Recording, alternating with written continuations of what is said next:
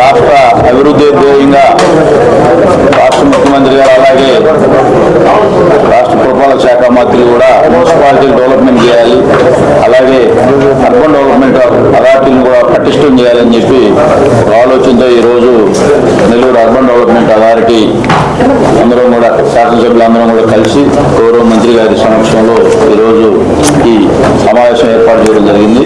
అలాగే మా కందుకూరు పట్టణంలో కూడా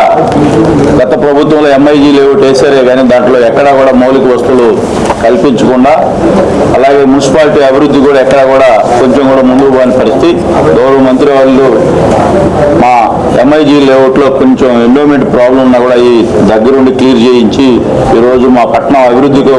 ఆయన పాత్ర కీలకంగా ఉందని చెప్పి సందర్భంగా మీ అందరూ కూడా తెలియజేసుకుంటూ ఈరోజు మా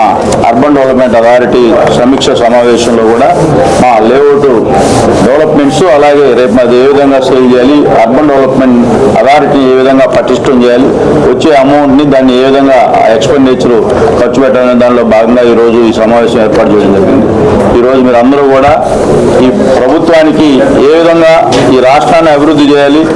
అలాగే పట్టణాలను ఏ విధంగా అభివృద్ధి చేయాలనే ఆలోచనతోనే ఈ ప్రభుత్వం ముందుకు పోతాం. దానికి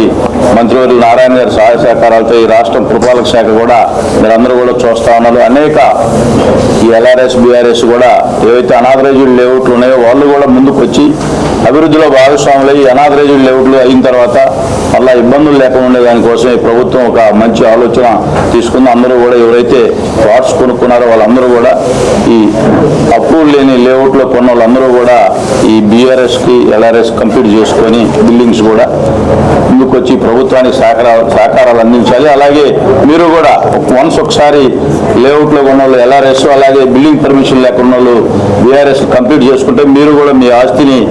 పటిష్టంగా అదే భద్రత చేసుకున్న వాళ్ళు కూడా అవుతారని చెప్పి మీరు దీనికి ముందుకు రావాలని చెప్పి మీ అందరూ కూడా తెలియజేసుకుంటూ సెలవు తీసుకుంటాం.